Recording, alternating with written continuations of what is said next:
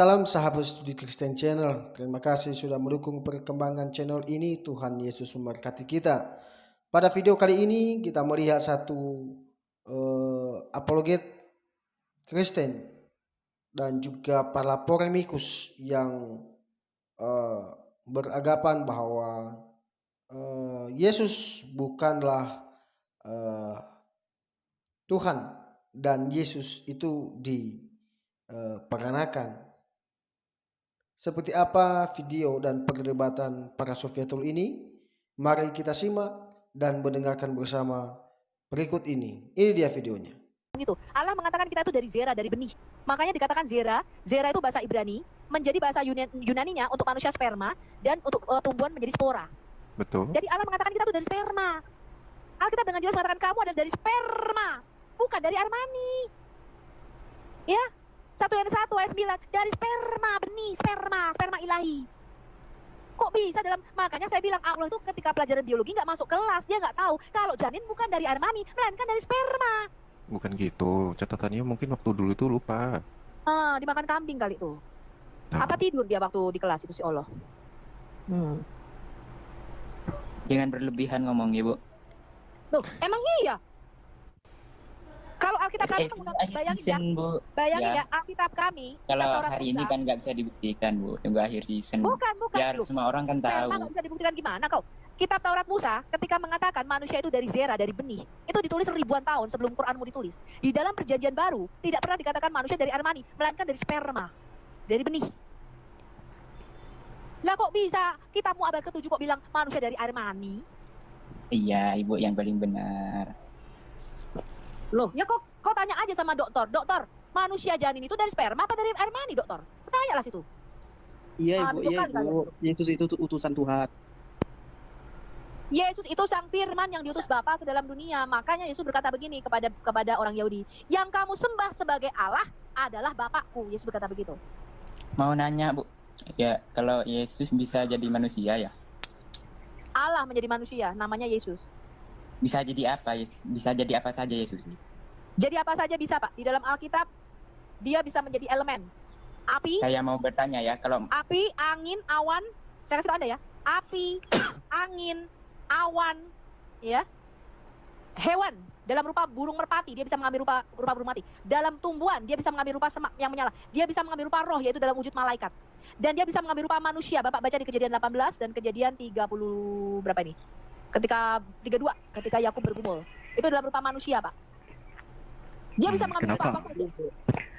Kenapa saat perubahan yang lain itu gimana itu loh? Esensinya apa? Gitu. Loh, Bapak ini harus paham prinsip dimensi alam semesta. Saya kasih tahu Anda ya, Pak. Alam semesta itu terdiri dari 10 dimensi. Semakin tinggi dimensi suatu manusia, saya kasih tahu Anda dan saya, itu adalah makhluk 3 dimensi, dan kita ini hidup di dalam dimensi keempat. Dimensi keempat itu namanya space time continuum, yaitu dimensi waktu. Saya kasih tahu Anda ini, supaya Anda ngerti. 6 dimensi di atas dimensi waktu, itu disebut hyperdimension atau dimensi roh. Dan itu tidak bisa dihitung, persamaan matematika tidak bisa dikenakan di dalam hyperdimension. Semakin tinggi dimensi suatu makhluk, maka semakin besar kapabilitasnya. Saya kasih ada contoh. Malaikat, itu makhluk roh, dia tinggal di luar dimensi ruang dan waktu kita. Dimensi malaikat itu lebih tinggi daripada dimensi manusia, sehingga kapabilitasnya dia lebih besar. Malaikat itu bisa menjelma, Pak, menjadi manusia. Di dalam Quranmu, si Jibril ini, kamu diam dulu, kalau saya jelaskan. Kamu diam. Ya.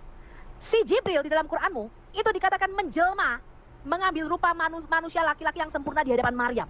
Bahkan Nabi Muhammad itu berkata, di dalam hadis dikatakan, Jibril ini kadang-kadang datang dalam rupa manusia, namanya Dahyah Al-Kalbi. Jadi sahabat-sahabatnya ngeliat, itu siapa tadi yang keluar katanya? Oh, itu kan Dahyah Al-Kalbi, bukan, itu Jibril kata Muhammad. Mengapa? Di dalam Alkitab, malaikat juga bisa mengambil rupa manusia, karena dimensinya lebih tinggi daripada dimensi manusia. Sebaliknya, cerita Anda, karena manusia ini dimensinya lebih rendah, maka manusia tidak bisa menjelma menjadi malaikat, apalagi menjadi Allah.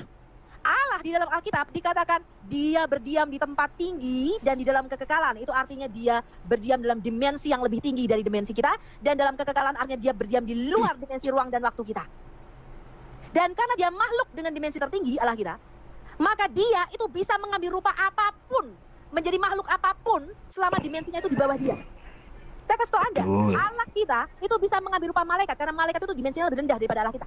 Dia bisa mengambil rupa manusia, dia bisa mengambil rupa binatang, dia bisa mengambil rupa tumbuhan di dalam Alkitab kita. Rupa Bahkan di iblis, dalam Bu, rupa iblis Al-Qasas, bisa, Bu. Kalau bahkan rupa di dalam iblis, Al-Qasas, saya kasih tahu Anda ya, di dalam Al-Qasas surah 28 ayat 30, si Allah ini menjadi pohon di situ, dan pohon itu berkata kepada Musa, "Oh Musa, akulah Allah Tuhan semesta alam." Betul, Ya, Bapak, tidak katanya. betul, betul, betul. Tapi dia tidak menjadi tunas. Tunas terus bertumbuh. Seperti kalau tidak Yesus seperti jadi iblis, sebentar, apakah bisa? sebentar bang, Sebentar, tidak. sebentar, Dia sebentar. Kamu diam dulu ketika saya menjelaskan. Terima kasih sudah menonton video ini teman-teman. Tanggapan saya terhadap para polemikus yang beranggapan bahwa Yesus bukanlah Tuhan. Dan sebenarnya para polemikus ini tidak punya dasar yang kuat tentang kekristenan. Karena benar yang dikatakan Sufiatul tadi bahwa Allah itu bisa jadi apa saja.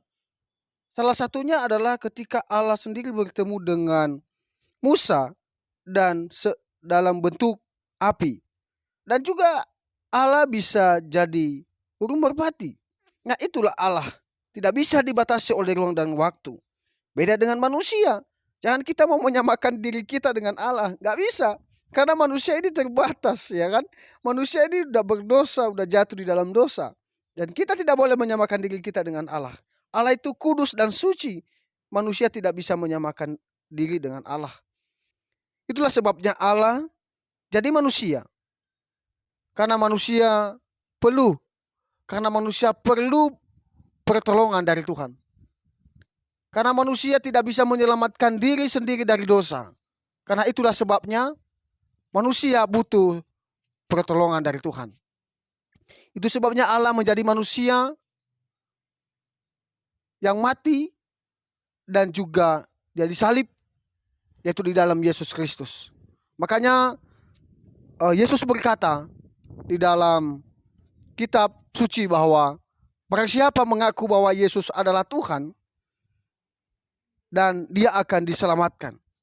Nah, kami sebagai orang Kristen, kami mengakui bahwa Yesus itu adalah Tuhan dan juru selamat kami. Jadi jangan kita mau menyamakan kepercayaan kita dengan agama kita sendiri. Nggak bisa. Para polemikus ini beranggapan bahwa mereka yang paling benar, mereka yang paling suci di dunia ini. Ternyata kita manusia ini nggak ada yang suci kan.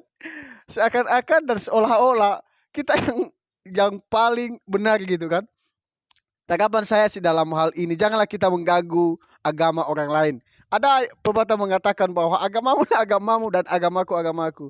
Jadi jangan kita terlalu baperlah dengan agama-agama orang lain, ya kan? Ku punya kepercayaan masing-masing. Ya kita memiliki kepercayaan masing-masing. Ya kan hidup ini pilihan. Ya lu mau pilih yang Allah yang benar atau mau pilih Allah yang tidak benar? Itu pilihan.